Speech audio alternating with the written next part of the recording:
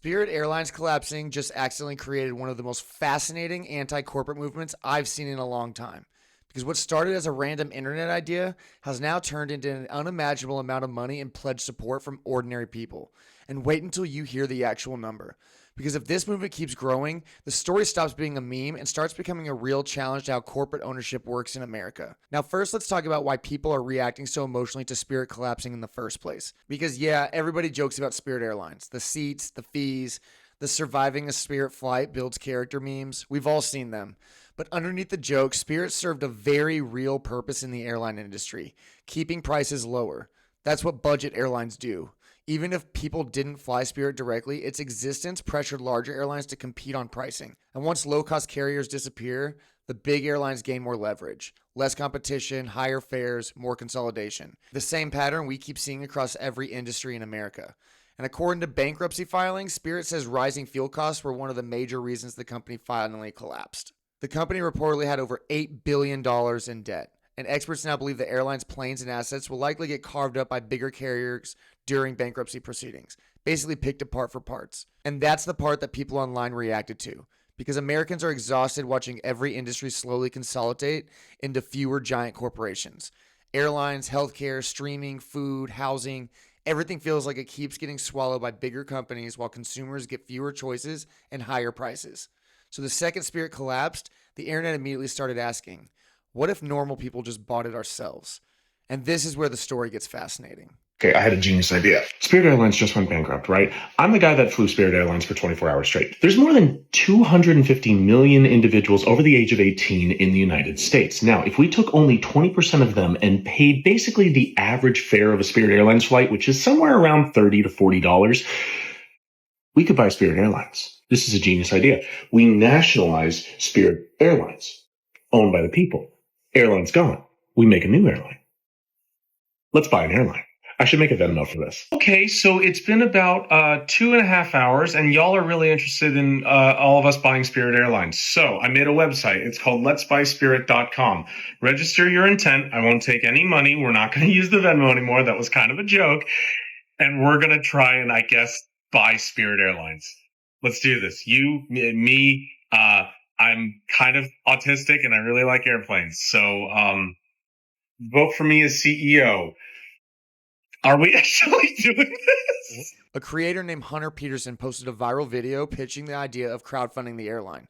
Not government ownership, not nationalization in the traditional sense, a public ownership model, something closer to a cooperative. Basically, what if consumers collectively own the budget airline instead of shareholders and private equity firms? And wait until you see what happened next. Because the reason this exploded is because people are increasingly open to ideas like this now.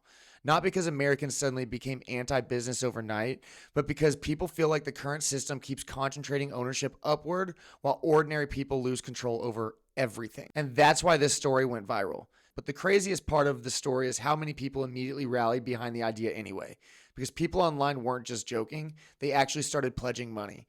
And wait until you hear how much support this thing has already generated. Because the number is way bigger than I expected. Okay, I'm genuinely crashing out right now. So I step away to go to dinner, and I come back to the website. $2.3 million. 4,800 people. Average $481. This is insane. This started as a joke, and this is rapidly going out of control the best possible way. And now, according to the campaign, the movement is already generating close to $350 million in pledge support. $350 million.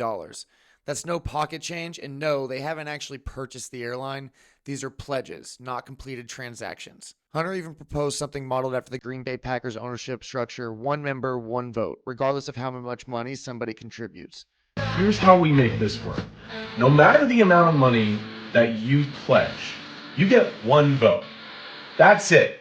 The amount of money that you pledge is then in some way, shape, or form, and I'm really going to have to figure out with my lawyer, and who, by the way, is not in the country right now. He's on vacation. Figure out that how much money you pledge gets you a larger percentage of the dividend of profits.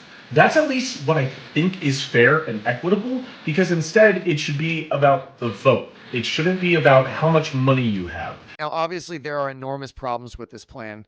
Airlines are insanely expensive to operate. Fuel, maintenance, pilots, insurance, airport contracts, federal regulations. This is not buying a local coffee shop. Experts are already warning that bankruptcy courts will probably prioritize auctioning Spirit's assets to maximize value for bondholders instead, meaning the planes themselves could get absorbed by larger airlines. But that number still reveals something important. Americans are increasingly desperate for alternatives to endless corporate consolidation, because this story is bigger than Spirit Airlines. This is about what happens when ordinary people stop believing giant corporations will protect consumers and start wondering whether ownership itself should look different. And even if this specific plan fails, the fact that millions of people instantly understood why somebody would want to try this says a lot about where public trust in corporate America is heading. Dream big, act bigger.